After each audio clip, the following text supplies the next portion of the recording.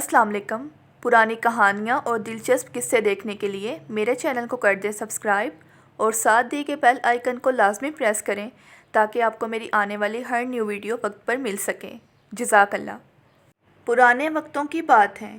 एक ताजर तजारत की गर्ज से बगदाद पहुंचा। पिछले ज़मानों में तजारत का ये कानून था कि कोई भी ताजर जब तजारत करने जाता तो सबसे पहले वो वहाँ के बादशाह से मुलाकात करता, अपना सारा सामान तिजारत दिखाता और उसकी खूबियों और इनफरादियत से आगाह करता। चनांचे उस ताजर को भी बगदाद पहुँचने के बाद बादशाह के दरबार में पेश कर दिया गया। ताजर ने बादशाह के हुजूर तहाइफ पेश किए, फिर माले तिजारत निकाला और एक एक चीज़ की खूबी बयान करते हुए दिखाने लगा। और फिर ये ताजिर बादशाह से बोला, हुजूर, ये पानी से चलने वाली घड़ी है जो मैंने यूनान से ख़रीदी है। ये कालीन है जो मैंने ईरान से ख़रीदा है और ये कालीन खालिस रेशम के तार से बना है। ये कलम मुलाहिज़ा फरमाइए जो मैंने जापान से बहुत महंगे दामों ख़रीदा है। ताजर ने एक एक चीज़ की अहमियत बयान की। बादशाह ने मुस्कुराते हुए जवाब दिया, बहुत खूब, तमाम चीज़ें बहुत उम्दा और नायाब हैं जो तुमने यूनान, ईरान और जापान से ख़रीदी हैं। लेकिन ये तो बताओ कि तुम्हें हिंदुस्तान में हमारे शान शान कोई चीज़ नज़र आई है? ताजर ने बादशाह को मुतासिर करने के लिए कहा, यूँ तो बादशाह सलामत, आपके शान शान बहुत सी चीज़ें थीं, लेकिन जो चीज़ मुझे पसंद आई उस चीज़ को हासिल करने के लिए मुझे वहाँ कुछ अरसा क़याम करना पड़ता, जबकि मेरे पास बस 2 दिन का ही वक्त था।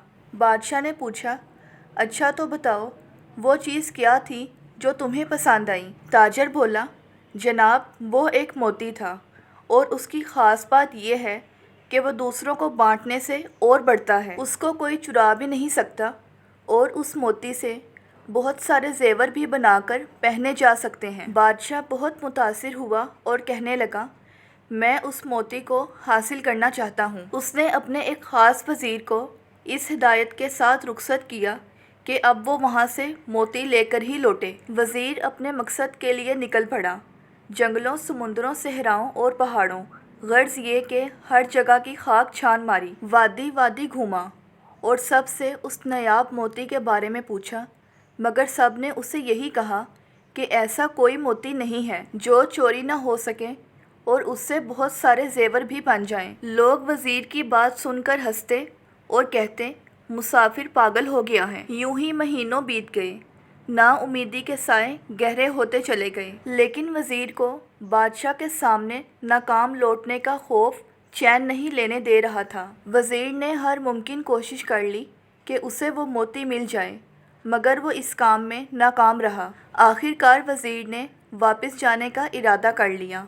वज़ीर मोती ना मिलने पर परेशानी की हालत में जंगल से गुज़र रहा था। रात काफ़ी हो चुकी थी और वज़ीर बहुत थक गया था। वो एक जगह आराम करने के लिए अभी लेटा ही था कि उसे अपनी तरफ एक रोशनी बढ़ती हुई नज़र आई। पहले तो वज़ीर बहुत डर गया, मगर फिर एक आवाज़ ने उसे हौसला दिया, ए नौजवान, डर मत, मैं एक परी हूँ, बता तेरे साथ क्या मसला है? तू मुझे मुद्दतों का थका हुआ मुसाफिर महसूस होता है, बता मैं तेरी क्या मदद करूं?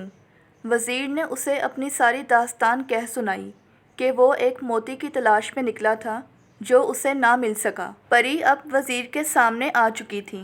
वो वज़ीर की बात सुनकर इस पर बेसाख्ता हंसने लगी और फिर बोली, अफसोस तूने अक्ल से काम ना लिया और फिर तू एक मोती की तलाश में महीनों मारा मारा फिरता रहा। वज़ीर बोला, क्या मतलब? मैं तुम्हारी बात को समझा नहीं। वो परी बोली, अरे भले आदमी, वो मोती इल्म का मोती है, मगर तू उसकी ज़ाहरी शक्ल को तलाश करता रहा। इल्म तो एक ऐसी शय है जिसे हज़ारों नाम दिए जा सकते हैं। कभी इल्म को फलदार दरख्त कहते हैं तो कभी उसे सूरज से तशबीह देते हैं और कहीं उसे समुंदर भी कहा जाता है। हाँ, मगर उसे कोई चुरा नहीं सकता। वज़ीर बोला, तो फिर इल्म से जेवर कैसे बन सकता है?